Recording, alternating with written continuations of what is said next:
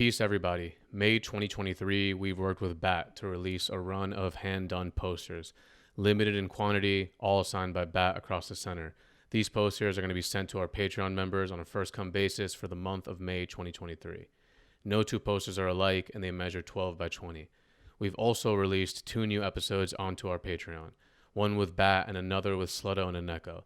The BAT episode features BAT speaking on why he writes graffiti, fear of arrest, a non-conventional lifestyle, police society, robots within New York's subway system, technology, and more. The Slutto Aneko episode is a conversation they had where Slutto interviews Aneko. They speak on drugs, the apocalypse, squatting in Oakland, books, graffiti, self-esteem, ego, and more. Both full episodes are available on our Patreon.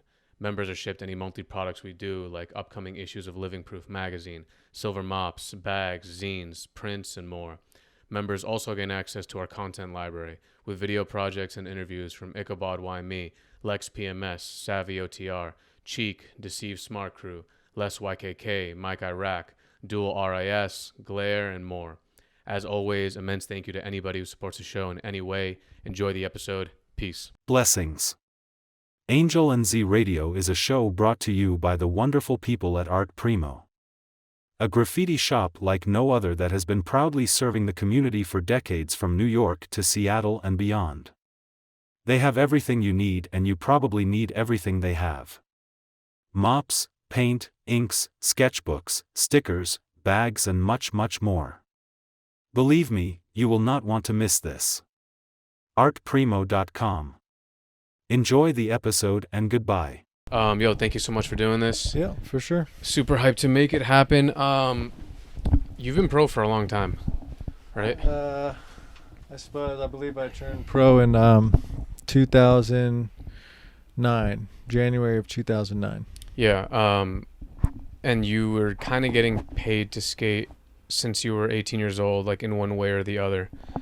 Yeah, correct. I mean, basically, like, I graduated high school in, like, June, and then I went on, like, my first real big skate trip in 2000, right after I graduated, like, a month later, to China, which was pretty insane. And after that moment in time, it just kind of started moving in that way and started making some money, and kind of, I guess that became my job. So that was right after you graduated from high school. Yeah. How was that? Like at 18 years old, you know, traveling with vans and going across the country, across the world, and just doing shit that 18-year-olds are typically not really doing, and kind of like essentially living the dream. How do you think that like affected you? You know what I mean?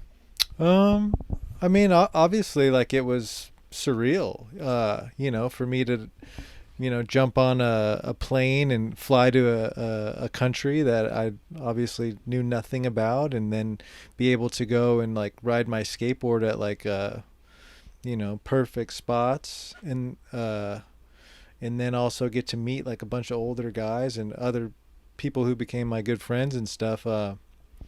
It was just like, it was amazing, you know, and I think, yeah, I would come back from those trips and see my other friends, and, like, you know, they would be probably, like, probably jealous, but, like, you know, ultimately I was super thankful to get those experiences. And I guess a way that it kind of shaped me was it just kind of, I guess, gave me some experience, you know, like, I didn't go to college.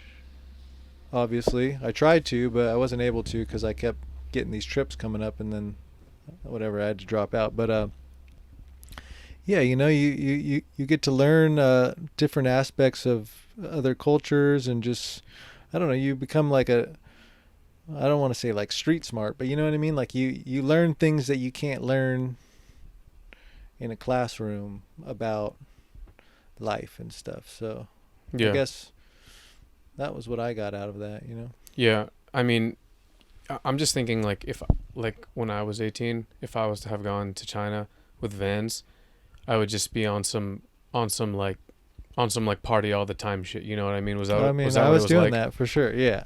I think, like, yeah, at that time I kind of was first exploring, like partying and stuff. And my that first trip, like Dustin Dolan was there, and I being a super young and naive, and also just kind of like somebody who wanted to fit in and whatever, like I latched onto that. And like we were having a really good time.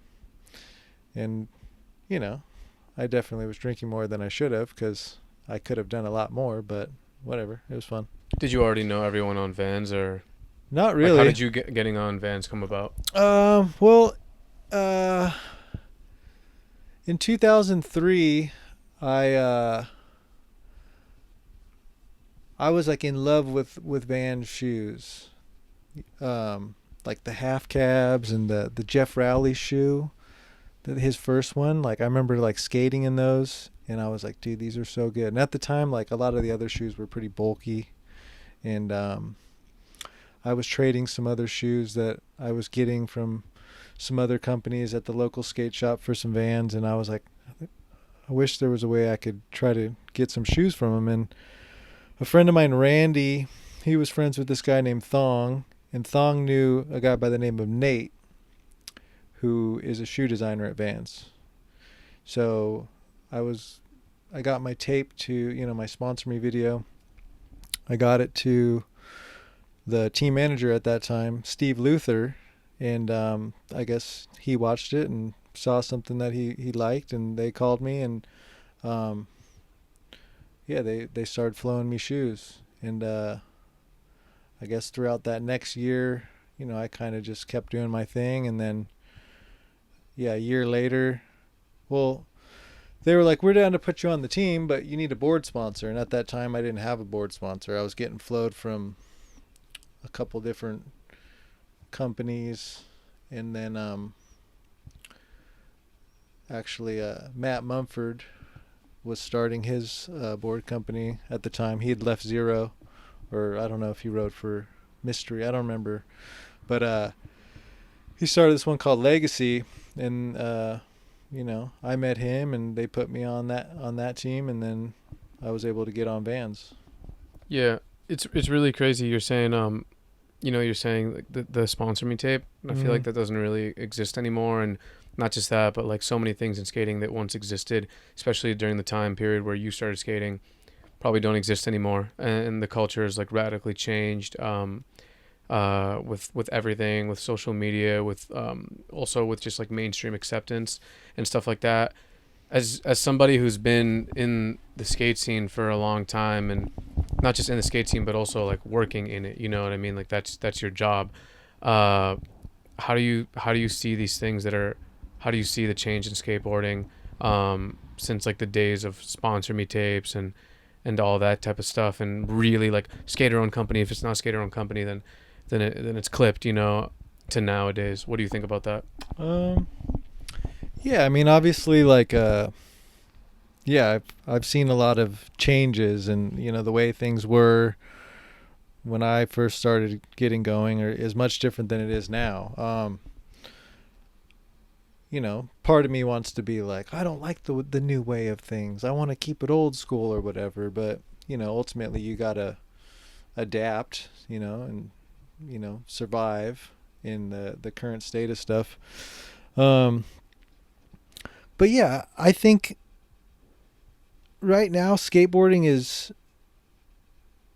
pretty amazing in that it's so big that it's capable of catering to a lot of people, and for instance, what I mean by that is like, when I got on Vans 20 years ago, there was like, maybe 10 or 15 people on the team, and that's all that they had. And you figure now there's probably, like, with their whole program, like they have enough resources and ability to, kind of sponsor, I would say probably closer to 50, so it's like, it's a bigger thing. And within skateboarding, there's so many different,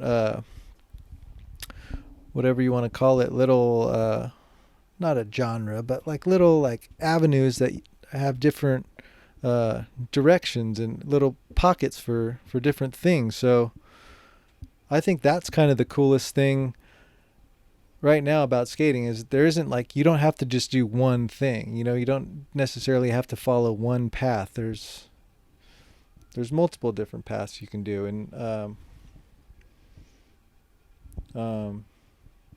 yeah, I mean, I think that's what I think to be like one of the good things about skating right now, you know? Yeah, yeah. What do you think about the fact that the main platform for skateboarding, in my opinion, skateboarding media, I'm saying, is social media, particularly Instagram? Like, the way I see it, Instagram is the platform for not just skating, but since we're talking about skating, it's the platform for skateboarding media, as opposed to like before it was like there'd be Thrasher magazine printed, there would be Yeah. Skateboarder magazine printed, there'd be Transworld magazine printed, and that's where you went to find out the shit. And it was like, for me at least, almost like a piece of art, because I get to hold this thing, I get Yeah. to look, and there's artists featured in it. They design the pages the way they do, and it's like in a way like not a more creative process, because of course like social media is photo and video, and you can get really creative with in those two like parameters, but it's just, you know, it's just different. What do you think about that? Yeah.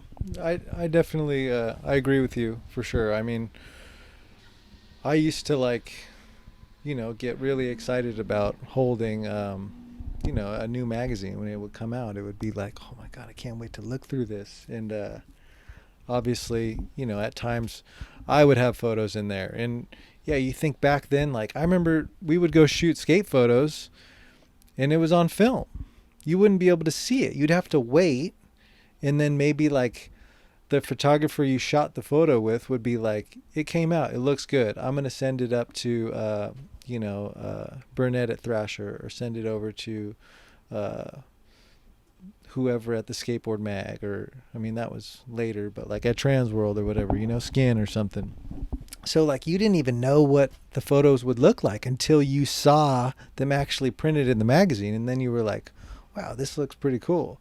Whereas now everything is so quick, you know, somebody takes a photo, you look at it, and then it's updated to their phone, and then they send it over to you, and then, you know, within a second you can kind of shoot it right out there onto the internet, and it's all just kind of so fast, which isn't a bad thing, but at the same time, as quick as that thing can go up, I think just as quick it can be kind of forgotten about, or just gone right through, you know, your mental memory state.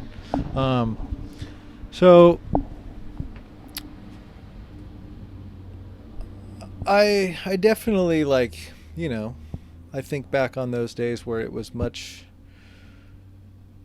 less, meaning like, you know, you waited, there'd be like a, you know, companies would come out with a big team video once a year or once every couple years, or you know, there was more magazines and stuff. I mean, it definitely made it more special for sure.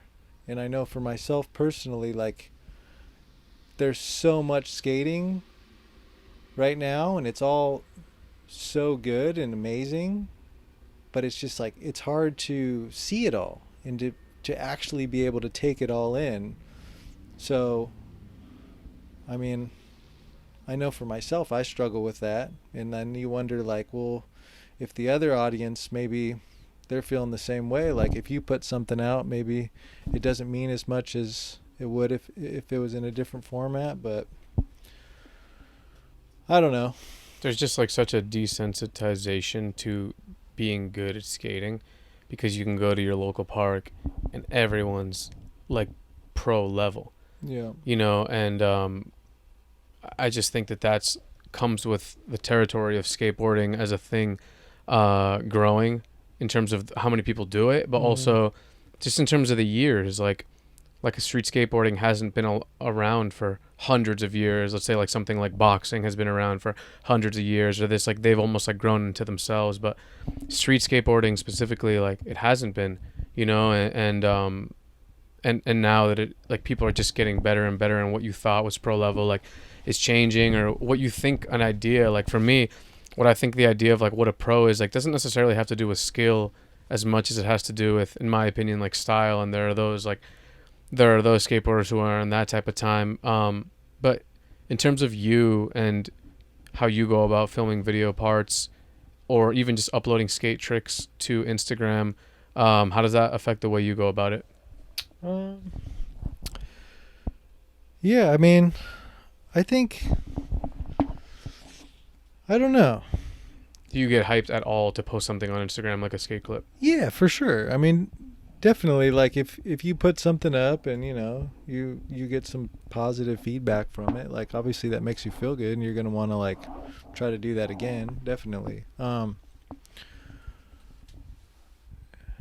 In terms of like how do I just go about trying to film stuff? Yeah, like when you're filming like with a real camera Yeah. for more of an actual project that's going Yeah. to come out on whatever. Is that in the back of your head, like just like the shit that people are uploading to Instagram? You know what I mean? Like, because a part is supposed to be special, a part is supposed to be like different from like it's almost like Instagram should be like for throwaway clips, but Yeah. it's not. It's like where you would Yeah. want to post Yeah, the yeah. heaviest bangers and the Yeah, enders. for sure. I mean, now it's like the biggest platform, definitely. I mean, I guess when it comes to that, I'm just kind of trying to just focus on staying in my lane, if you will, and I think,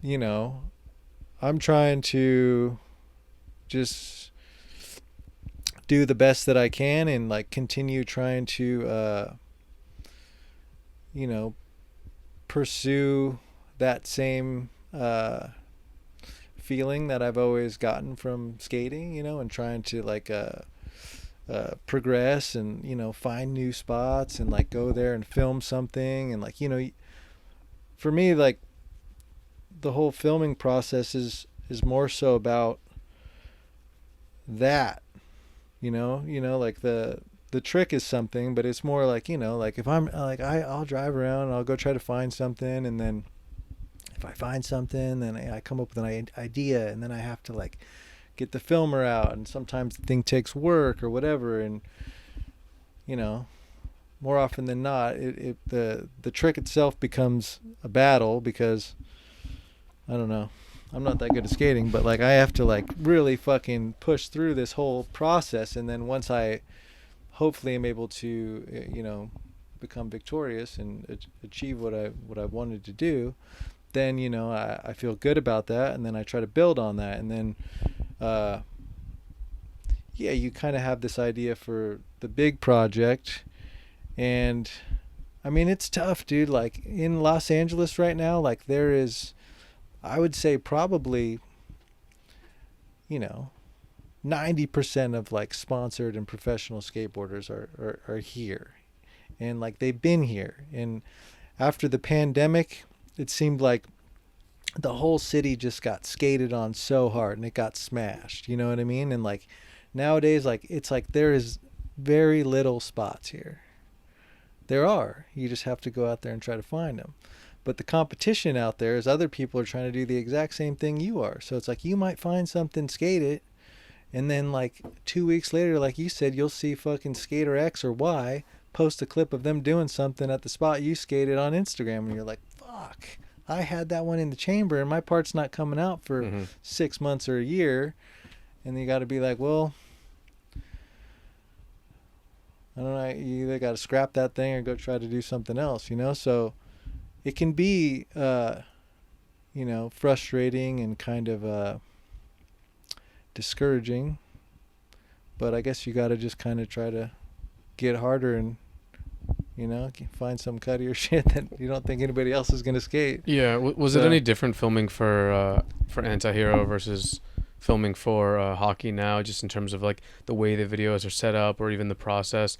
Because you got to think like, I imagine you're thinking, oh, my part's gonna go with all these dudes who are skating this type of way. Maybe I'm skating a different way. Maybe I should make my part look like this or skate that, or what do you think?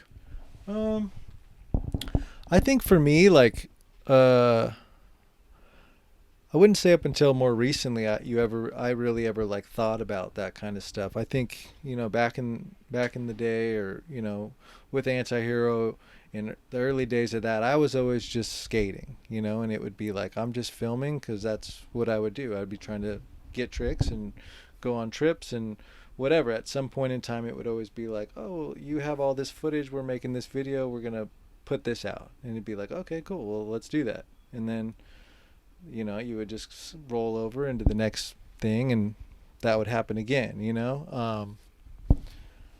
I think now more so it's more like, you know, I personally think more a little bit about like aesthetic of like what I want maybe the spots to kind of have a feel for, or, you know, the music or whatever, you know, like that kind of stuff is more a little bit in the back of my head now. But like back then it was just kind of like things would just happen kind of almost more so organically, just with whatever, you know. Mm-hmm. What was your experience like with Antihero? Um, it was awesome. I rode for Antihero for 10 years. And I'd say at that point in my life, you know, it was the best thing that I could have ever experienced, because, you know, I got to go and travel with, you know, my favorite skaters and skate and like just kind of experience the world on like a super you know, special level, you know, like just kind of being in the van with those dudes and driving around, and it was all just like really freestyling and skating, you know. And yeah, I mean, I like definitely hold that time as like, you know, probably like, you know, the best time of my life for sure at you know, that age and whatnot, you know what I mean? So it was great. What's it like touring like that? I know that the first tour you went on then was a month. It was like, was it LA to Florida, New York to SF, and that's just like 1 month on the road, 1 month living out of wherever, you know, and like just like constant go, I assume. How did that feel, and how is that like? I mean, I think like yeah, at the time it was, I mean, it was crazy. I remember it being like, holy shit, this is a long time, you know what I mean? But you know, I was like I was 19 years old, and yeah, we left from LA and went to Arizona, and immediately like kind of you know, at that time I didn't really know any of those guys, or I'd met them briefly, but you know, by the end of it, you know, you kind of create these relationships with people, and you know, memories and stuff that are, you know, instilled into your brain, and obviously getting to skate some cool stuff too. That trip in particular, we went through like New Orleans, and it was would have been in like February, the beginning of March of 2006, and it was right after Hurricane Katrina had hit there. And one of the guys on the team, he was from that area, and you know, we drove around, and like I'd never seen anything that crazy in terms of like a disaster. And we just kind of drove around, and it was a humbling experience, because you hear about that stuff on the news, you see it on TV, but then to actually go out there and feel it was powerful, you know. And we there was a couple things that were like able to skate because of like, you know, one sign had like tipped over, and like Trujillo got this like frontside grind on this like kind of a pyramid looking thing. But yeah, I mean, so, you know, at that young age to kind of be like traveling with some people who are older than you, who are, you know, people you look up to, and then, you know, doing the thing that you're in love with, and then also kind of like experiencing you know, the world and stuff, and like it was very real. And like, I mean, that carried on for that whole time of me traveling and riding for them. So at 18 you were on tour with Vans, and then you said at 19 is when you went on tour with Antihero. Correct. So for those a few years, it seems like you were on tour kind of a lot. Yeah, I'd say, you know, probably from 18 to, you know, 25 or something. There was like a lot of traveling going on. You know, Mhm. we would, you know, it's funny, Vans, and I've said this in another interview, but like Vans like kind of started wanting to film the Vans video, which then turned into Propeller, but like they had originally started filming for that in 2004. They were like, we want to make a video, but it was like, it took, you know, a few years to actually turn into the then other 6 years or however long it actually took to film for that. But leading up to that, we were going on, you know, multiple trips a year, like big ones, to Australia, New Zealand, Mexico City, and then like there was a bunch that I didn't go on as well. But through that time, you know, I think some of the skate department, meaning like, you know, some management and stuff, that kind of changed, and there was just a lot of changes within the team and video people and all that direction. So it took, like I said, you know, 5 years to then turn into like the next actual filming for what turned into Propeller. But yeah, I feel like I was on the road a lot for a while, you know. So after all these years of pro skating and being on the road and doing your thing, how's your body feel? That's a good question.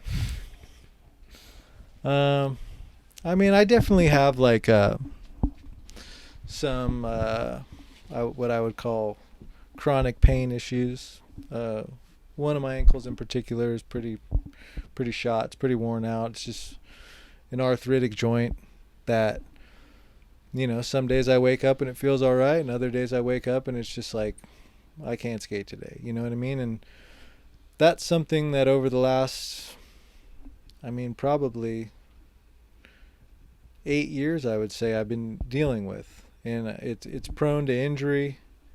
So, you know, more often than not, like, you know, there'll be months out of the year that I just like am not skating, and obviously, as hard as those times are, because when I'm not skating, I'm pretty lost mentally, if you will, because I've made it my opinion that that's the only thing I care about. I guess those breaks can also be beneficial for me, because then when I'm actually able to get back on my board, I want it that much more. You know, I can appreciate it, and I work on that. But other than that, you know, it's just normal soreness and stiffness, and it's funny, I've never really been very I don't take that good care of myself. Mm-hmm. So you just in terms of the ankle, you just wake up and sometimes it's just fucked. Yeah, I mean, if I skate hard the day before, What is it? What happens? It just gets swollen, or? yeah, it's just kind of like it'll swell up. I've had like really bizarre things happen to my ankle as well. Like in the wintertime, it'll lock up. One night recently last year, I was just laying in bed and I went to like kind of just like crack it. And when I did that, I cracked it and it locked.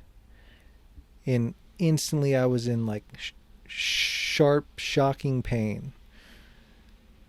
And the next day I woke up and it felt like I had sprained my ankle. And then it took about 2 weeks for that to go away. So I'm kind of just trying to navigate what's going on. I actually am in the process of going to meet with somebody hopefully next week and just kind of try to figure out like what I might be able to do to help the current situation, and then, you know, prolong it from getting worse, if you will. Yeah, it's weird. Didn't you try out stem cells? I did, yeah. What was that like? And was that that wasn't in America, right? No, I did do it in America, and I've been doing some research on, like, you know, what they're doing right now in Mexico, Tijuana, and Colombia. But yeah, maybe 5 years ago, I was dealing with the same ankle problem, and randomly Andrew Reynolds texted me, and I didn't even know Andrew Reynolds, but he was friends with Mike Gelati, who we were talking about a second ago, and Mike had just mentioned to Andrew that, you know, my ankle is messed up, And I guess Andrew had sprained his ankle and then somehow got a hold of there was a guy in Beverly Hills who was doing stem cells from bone marrow. So he called me and was like super excited and was like, hey man, like I just did this thing and like you should check it out. Like I feel great. And I got some hope and I reached out and went and met with this stem cell doctor in Beverly Hills, and you know they kind of sold me on this idea that like, oh man, it's gonna be good. Mm-hmm. Like it's gonna regrow all this soft tissue and so whatever. I figured out a way to like get a hold of some money, and because it wasn't cheap, and I attempted this stem cell procedure, and I could tell you about it because it was one of the most painful things I've ever done in my life. I went in on a Monday and they shot water into my ankle. Like literally just water. Literally water. Okay. And the idea behind that is that that's going to create inflammation in the joint, and then, you know, your brain or whatever is going to notice that there's an injured area. Tuesday night they had me take some of these like nerve blockers. And you know, I've been sober for a while, but I was like, well, I'm going to take one of these things because essentially the next day I went into this office and they put me in a chair, or maybe laid me down flat on my stomach, and they drilled into my pelvis on both sides of my lower back. And After you had done nerve blockers. I took them the night before, yeah. Okay. So I remember walking into the place and feeling like kind of high, you know, like whatever. I've done drugs before, and I was like, I feel a little bit like I'm feeling something. So sure enough, when they went in there and they drilled into my back, those things didn't help that much because I was basically screaming, you know. And at that point, they extracted bone marrow from both sides. They pulled it out, and then they got those stem cells from there. They spun it around in a machine or something, and then I went down the street and got some food, and then I came back and they shot those into my ankle. This is Wednesday. I went home, you know, they got me on crutches. I went back on a Friday and they took my blood and they did a PRP injection back into my ankle again. Now, it felt like I had broke my ankle after they gave me the stem cells. Like I was in throbbing, like excruciating pain. And then they kind of just sent me off and were like, yeah, like you're going to feel better. Like give it a, you know, don't walk on your foot for like a week. So I was on crutches, not in a cast or anything. And then, yeah, I kind of like I didn't skate. I didn't do anything for a couple months, and then I started doing physical therapy, and then I think after like maybe 4 months or something, I started skating again. And I can't say whether it did nothing or it did something, because, you know, that was 5 years ago, and I've been able to skate at times over the course of the last 5 years. But I think what I went in there expecting wasn't really a reality, you know. Like I thought I was going to get a brand new ankle and I was going to be able to switch flip, like, Yeah, because that's what you hear. Yeah, exactly. That's You're what I like, thought of stem cells. for sure. Now that being said, you know, I've actually been talking to somebody right now, and a friend of mine just went to Mexico 2 days ago and got stem cells for his ankle. And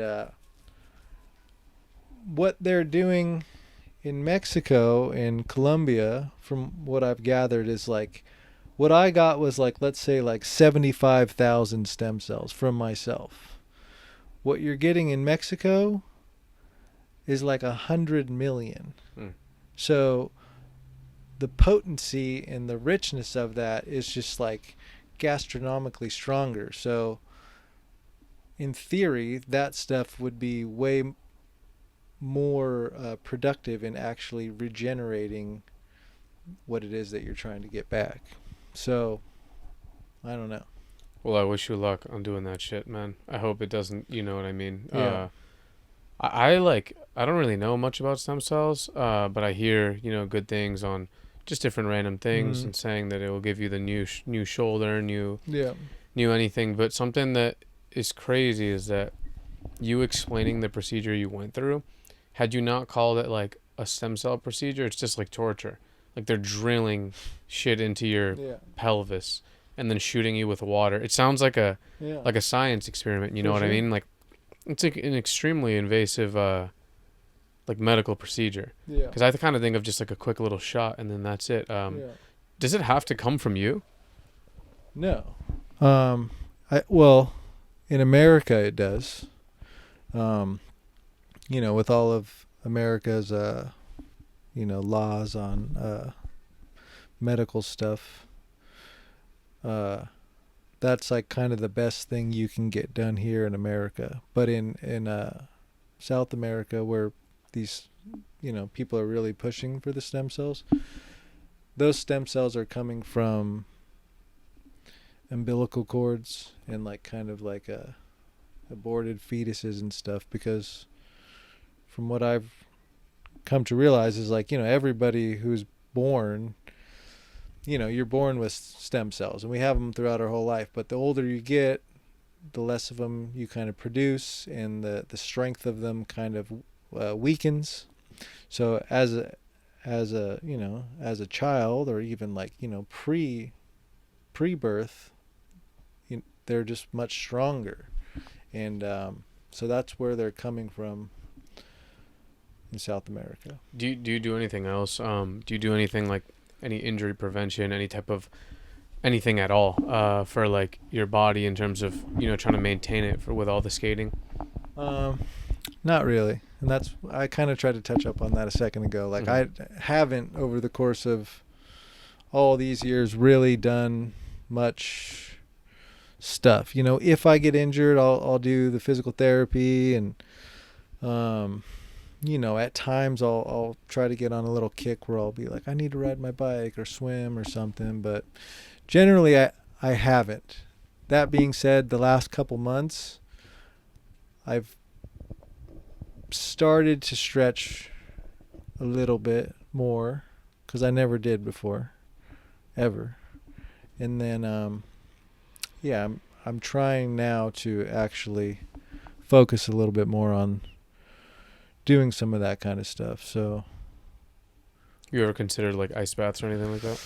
well, those are sick. I've done one, but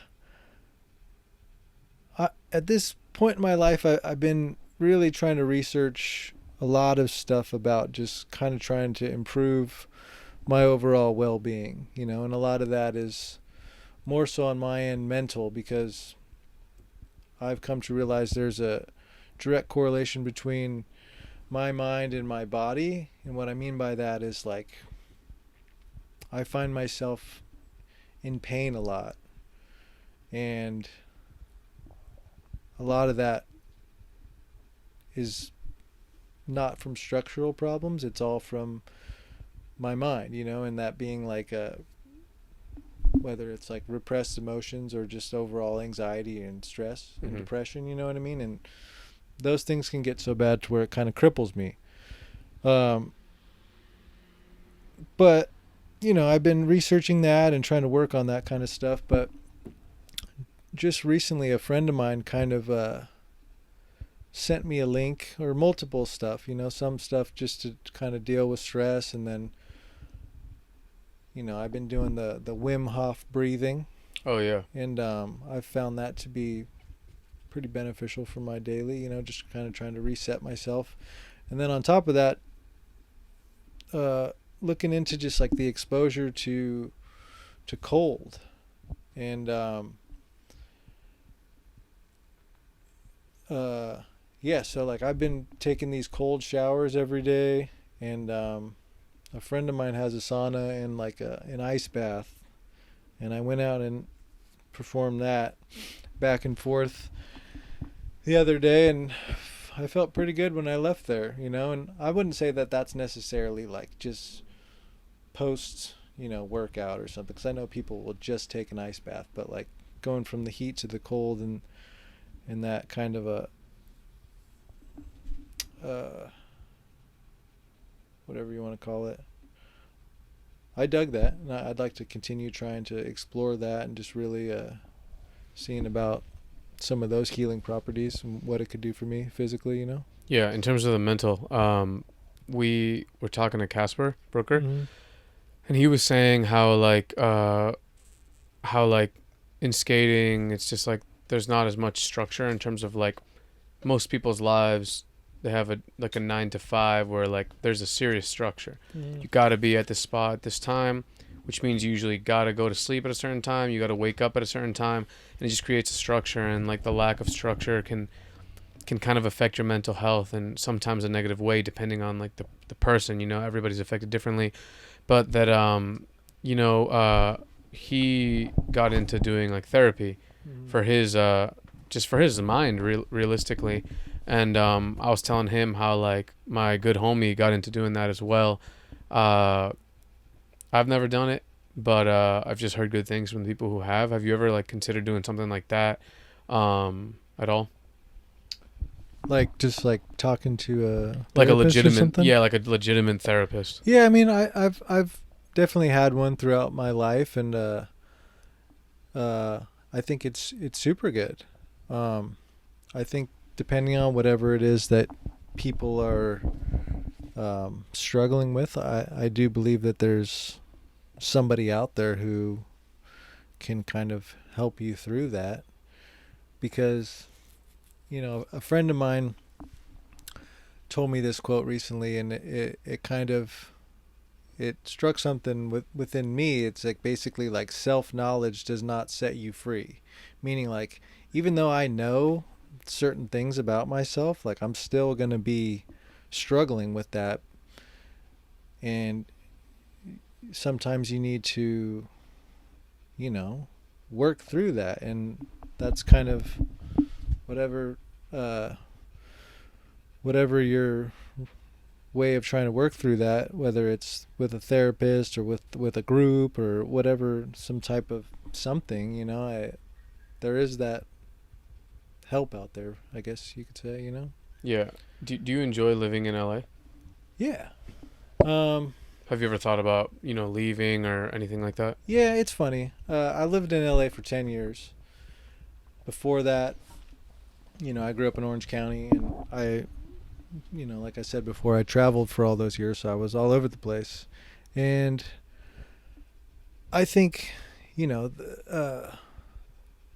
one of the best things about traveling is getting to see how other people live, and, experiencing other people's culture, and kind of, for a short period of time living somewhere else, you know what I mean? And always for me, I always like at the end of that, I get a greater appreciation for my home and, where I live. And it kind of, it reassures you that you're in the place you want to be. And I still feel that way about living in Los Angeles. I think about it all the time. Like, man, what if I just like said, fuck it, and like, moved to like somewhere in the Midwest or something. You could probably get a cheap house out there. I could figure out something to do. But then I'm like, I don't want to do that. All my friends are here. I'm still like, focusing on trying to be a professional skateboarder, and like, it's pretty easy to do that here. And, I like going to the beach a lot, so I'm not as close as I would like to be to the beach, but I can still make that happen. So for right now, yeah, I think this is where I want to be. I don't know that I want to live here forever, but maybe. I don't know. What's your day-to-day life here? That's a good question. It depends on if I'm skating or not. But in a perfect day situation, I get up relatively pretty early, around 6:30. I drink coffee. I have like a morning routine that I do, and then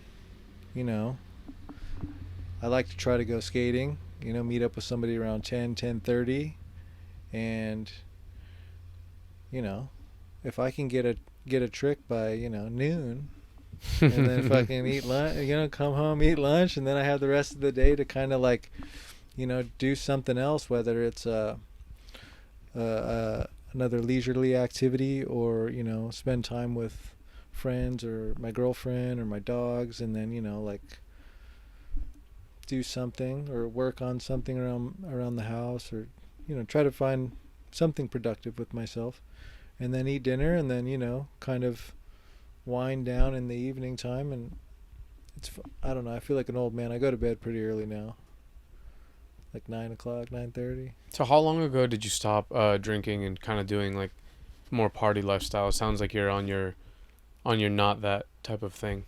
Yeah. Well, I recently realized, well, I knew it, but like 2 months ago, it had been 10 years since I made a decision to take a little bit of time off the partying. And yeah, it's crazy.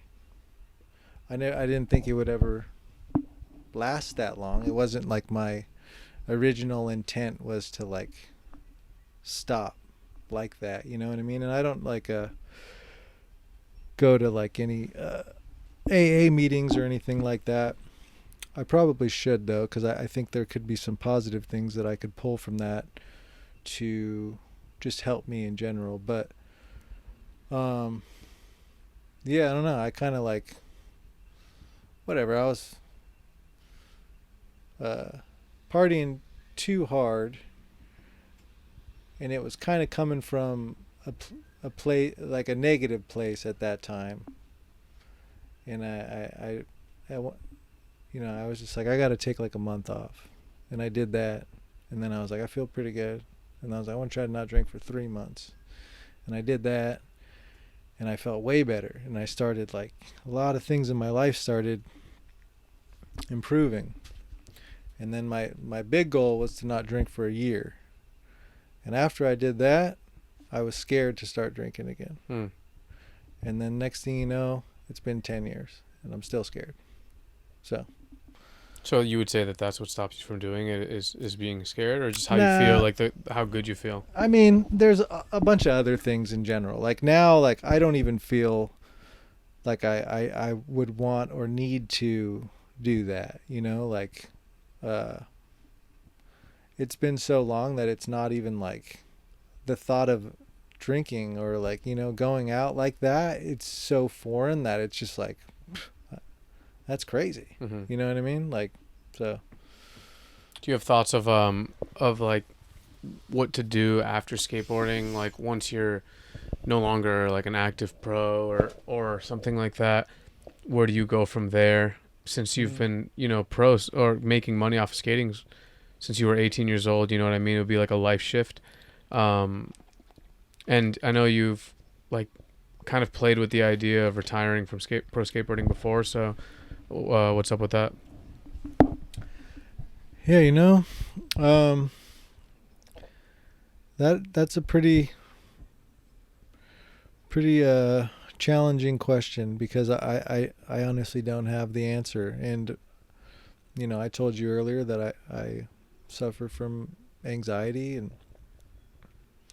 I think about that all the time, and it's a huge stressor in my life. But at times it can consume me, and I can become extremely fearful because, for multiple reasons, like the thought of,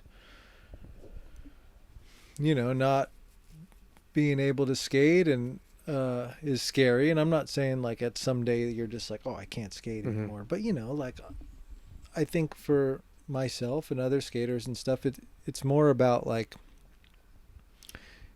it is a job, but it's also what you love doing, and in a way it's your identity, you know what I mean? So for one or all of those things to be kind of taken away from you, or you to lose that, or you have to walk away from it, it's super scary. And I know other people who are like, well, whatever, I already like dabble with this and that, and I think that they probably aren't as fearful of that day. I mean, myself, I'm just like, I know obviously I can do anything that I want, but I've convinced myself for so long that like that all I know is how to skate, or like all I know is skating, and I didn't go to school, and I don't know, how to operate a computer. So like in my mind, I'm like, well, I'm how am I gonna fucking learn as an adult how to like, you know, make spreadsheets or some shit. And ultimately, like, I can do anything, but like, I don't know what it is that I want to do. And I've like dabbled in some stuff, like trying to do some woodworking and um, other little things here and there, and all of it's like been fun. And I'm super into like kind of challenging myself and my mind to do stuff. So something will come along, I'll find something that hopefully I can be as in love with as I have been with this current job that I have. Mm-hmm. But I don't, the big fear is that you're never going to find anything that is that special and that you care about that much. Yeah, I mean, it is scary, right? Because, I mean, a lot of people don't even find that shit one time. Yeah. And never mind, like, finding some shit that you care about that much and then getting to do it as a job is a whole nother thing. That's, like, for me, like, 1 in a million. Yeah. Getting some, like, most people get a job that is, like, tolerable. You know what I mean? Mm-hmm. And definitely, like, they probably didn't think, like, I'm going to grow up and do X. Like, or, like, growing up, they're not doing what their job is on a day-to-day basis. Yeah. But someone who's a pro skater, that is literally what you're doing on a day-to-day basis. That's, like, your soul, like you said, your obsession, your identity, and just everything that you're about. But it's crazy to see it's crazy, like, how the OG skateboarders age pretty well, in my opinion. Like, you see Steve Caballero, he's still can skate. Or, like, obviously, like, those are transition skaters. And they're probably not skating every day crazy sessions, but sometimes you see the Pro Tech pool party and these older guys are coming through and really, like, killing it. Yeah. Doing huge airs and just, like, it almost looks like they, like, they haven't missed a beat. And, like, or even, like, Harry Jumanji, to me, comes to mind. Skates all the time. And since skating is so young, it's hard to know, like, no, this is what happens when you're, like, 90. But then, like, of course, you're 90. What physical activity can any, like, 99% of 90-year-olds can't do physical activities. Like, it's not really about skating at that point. Yeah. You know what I mean? Like, that's something that I kind of deal with myself. Not, I'm younger, I'm 27. But, like, not really in terms of skateboarding, but in terms of, like, training jiu-jitsu. It's like, because skating, like, I don't really, like, that's not, like, my main focus anymore. That was my main focus for a while. But I was, like, younger to the point where, like, oh, what's going to happen in the future is not even close to an idea in my mind. But with, like, training jiu-jitsu, I'm always thinking, like, yo, I got to do this, bro. I got to do that because, like, my knee is only going to last so long, or, like, this is only going to last so long. And that's, like, people who are doing shit to actively take care of it yourself. And, coming from, like, a skateboarding background, I never once thought, like, or heard any OGs up until, like, relatively recently talk about, like, do this or do that. Like, aging exists. Like, to me, as a skateboarder, like, aging doesn't exist. Like somehow, like, you're still good. And you watch videos, like, I don't know how he lives his personal life. I don't know him at all. I have a lot of respect for him. But you watch videos like Jim Greco putting out shit right now, and it's, like, insane the shit that he can do. And, like, everyone knows, like, how he came up and, like, the Baker type of thing. That's why it's interesting to me to, like, talk to somebody like you, and you're living it and doing it, and you've been pro, you've been touring, you've been like, you've done the whole thing. You know what I mean? Where are you at in life now in terms of, like, I guess what's important to you, and just, like, even just skate skate things that you're working on? How you feel on your board? Yeah. For sure. Let me think about that. Yeah, no worries. Yeah, I think. Well, first off, yeah, I think like you said too. Like as much as like I get in my head all the time, and I'm just like, my body's falling apart, or I can't skate. But like you said too, like there are a lot of people who are, 10 years older than I am, or 20 years older than I am, that are still, still skating, and like on a level that's, you would say is difficult. The difficulty degree is still up there. So that is gives you some hope, and some hope for the future and whatnot. And I think right now, like as of lately, I've been on the last couple months